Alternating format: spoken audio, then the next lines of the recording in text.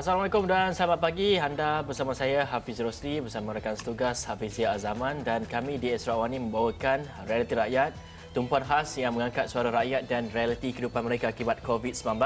Dan untuk rakyat, anda boleh menghubungi Esra Awani. Untuk kepimpinan, Esra Awani akan beri peluang kepada setiap wakil rakyat yang anda lantik untuk menyuarakan realiti di kawasan anda. Dan ekonomi juga penting, oleh itu dari sekecil-kecil usahawan mikro sehinggalah perniagaan di gedung besar, ini platform untuk anda suarakan inovasi yang diperlukan. Dan setiap masalah, segala kegusaran akan kami bawakan di Astro Awani. Dan segmen Realiti Rakyat hari ini mula sekarang.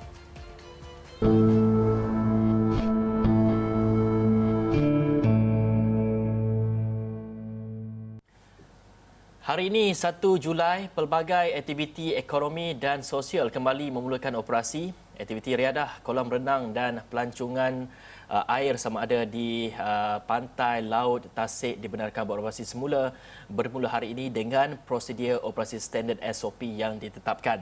Dan kebenaran untuk beroperasi semula turut diberikan kepada taman tema air melibatkan sekitar 54 taman tema di seluruh negara. Dan dalam segmen Realiti Rakyat kali ini, kita ingin mendekati bagaimana industri ini bersedia untuk membukanya hari ini dan apakah antara SOP yang perlu dipatuhi dan bagaimana penjanaan semula aliran kewangan perusahaan ataupun syarikat pasca PKP ini, Fizik. Dan untuk itu kita ada bersama kami di talian Skype ialah pengarah kejurulatihan Akademi Aqua Putra Malaysia, Dollah Said. Beliau juga merupakan Presiden Persatuan Menyelamat Akuatik Malaysia, yang mana kita juga akan menyentuh mengenai aspek keselamatan. Assalamualaikum, selamat pagi tuan. Waalaikumsalam, selamat pagi. Tuan, ketika PKP lebih 100 hari tidak beroperasi, bagaimana dapat survive atau uruskan kembali kolam renang ini? Boleh tuan perincikan kepada penyelenggaraan, pengoperasian dan sebagainya. Dan kalau boleh kalau tuan tidak keberatan untuk kongsikan sedikit ketika mana perusahaan itu tidak dibuka, jumlah kerugian yang dialami. Semenjak PKP kita dah laksanakan sejak daripada 18 bulan Mac kalau tak silap saya.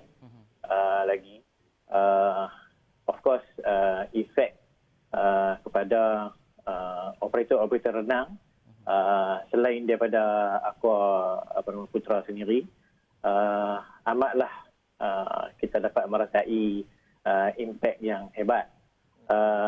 Kita pun tidak tunggu lama bagi pihak Aqua Putra dan juga bagi pihak Makra sendiri.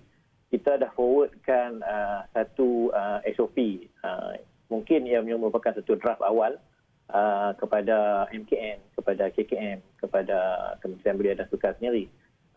Kita dah forward 5 bulan April, 5 April yang awal.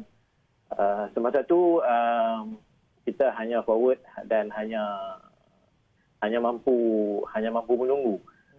Dan juga selain daripada itu, kita mampu menghimpunkan di dalam satu grup WhatsApp kita lebih daripada 200 operator renang dan juga operator kolam di dalam Malaysia.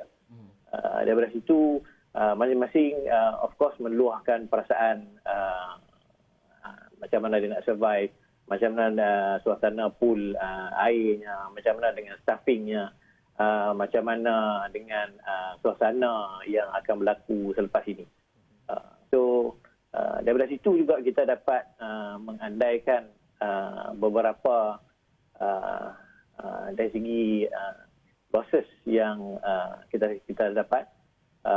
Kalau kita melihat dari segi figures nya dalam masa 3 bulan, impaknya melebihi daripada berjuta ringgit lah kalau kita himpunkan semua operator renang tersebut. Baik, Tuan, setelah kabar angin ataupun kabar gembira ini diumumkan, apakah persediaan yang dijalankan untuk menerima kembali pengunjung dan juga peserta, dan dapat perincikan sedikit dari segi SOP yang telah pun ditetapkan oleh kerajaan, apa SOP yang perlu peserta perlu tahu, dan juga dari segi sebelum ini terdapat kekhawatiran bagi peserta-peserta yang ingin kembali ke kolam renang. Ada yang mengatakan dari segi mungkin untuk mematikan kuman dan sebagainya, jumlah klorin yang juga akan dipertingkatkan, dan kekhawatiran ini mungkin dapat diperincikan sendiri. Okey, in fact, kalau renang untuk learn to swim mengajar renang, berita gembira ni kita telah dapat awal lagi. Kita dapat awal di mana learn to swim ni dibenarkan bermula dengan lebih awal sedikit. Yang 1 hari bulan 7 pada hari ini ni, mainly operasi kolam-kolam renang untuk awam dibenarkan buka. Begitu juga dengan taman tema air. Kalau renang dekat laut, dekat tasik, dekat sungai itu dibenarkan dengan lebih awal lagi. Untuk learn to swim, of course dengan grup yang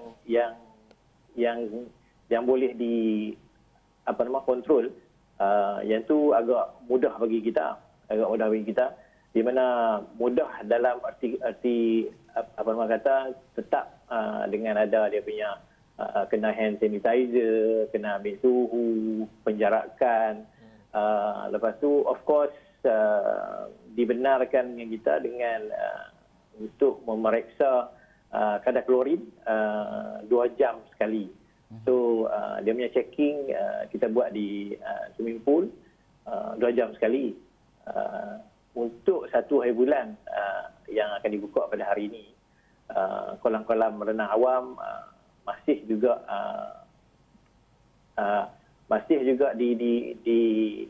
diwajibkan dengan benda-benda yang contohnya kalau kolam 50 meter, ada kolam yang hanya membenarkan hanya 30 orang setiap satu sesi. So dibuka hanya sesi 1 jam. Itu terpulang kepada pihak berkuasa swimming pool itu sendirilah.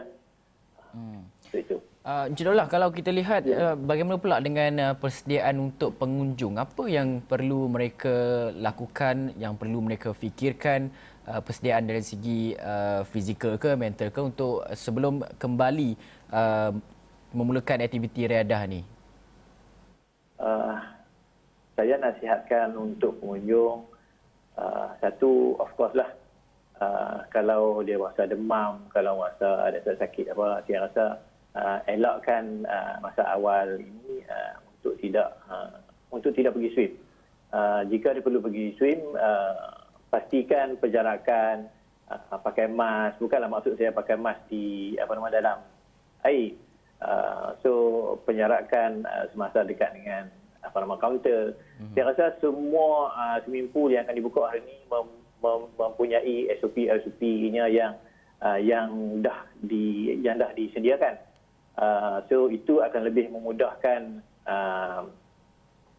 setiap pengunjung yang akan pergi. Saya rasa yang lebih baik adalah pengunjung sendiri call dulu dekat swimming pool untuk nak memastikan sama ada jumlah untuk dia orang tu boleh dimasukkan di dalam sesi yang dia orang inginkanlah. So saya rasa itu lebih menjamin untuk pengunjung. Selain daripada seboleh-boleh nak sebelum masuk pool shower dulu, and then selepas pool selepas dia orang berenang shower, and then sebelumnya terus balik. So maksudnya di sini dia orang tak perlu kurangkan untuk masuk ke dalam changing room.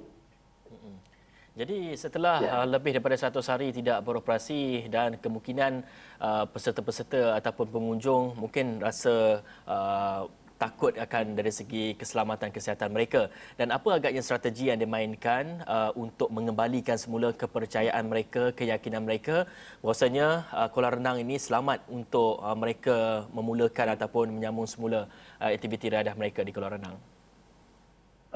Sebagai preparation untuk kebanyakan operator semasa kita berada di dalam grup kita sendiri, beberapa contoh SOP telah kita berikan untuk owner-owner pool itu sendiri.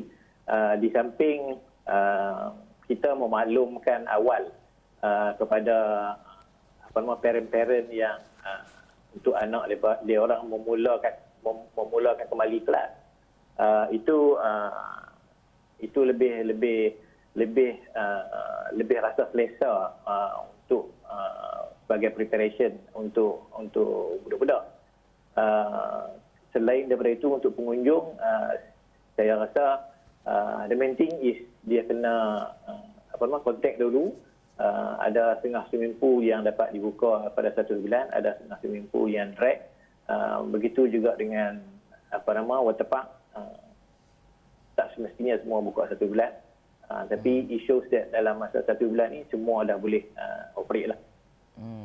Encik Dollah, bercakap secara general lah kan, aktiviti riadah, kolam renang dan juga taman tema air ni, walaupun kalau kita buka kembali pada hari ini, tetapi seperti yang Hafizi katakan, orang akan bimbang untuk pergi, takut dijangkiti dan sebagainya, sedangkan COVID-19 itu tidaklah berbahaya di dalam air. Air itu tak ada masalah pun. Yang perlu kita bimbangkan adalah mengenai orang-orang yang datang ke tempat-tempat sebegitu.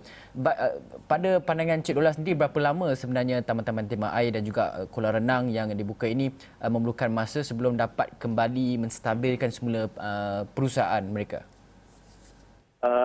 Saya rasa sebagaimana yang kita semua maklum, selagi dia punya vaksin belum ditemui, selagi dia punya ubat-ubat belum ada, so saya rasa benda ni akan kita kena hidup dalam keadaan new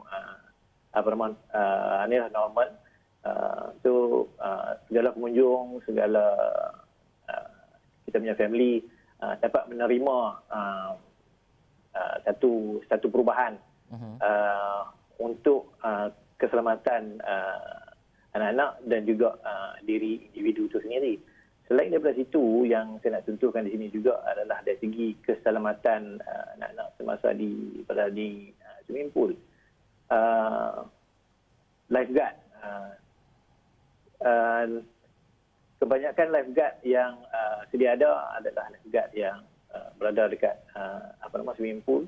So untuk lebih memudahkan dan menjamin, saya di sini menggalakkan yang anak-anak semua pergi dekat swimming pool yang sememangnya senantiasa ada dia punya lifeguard.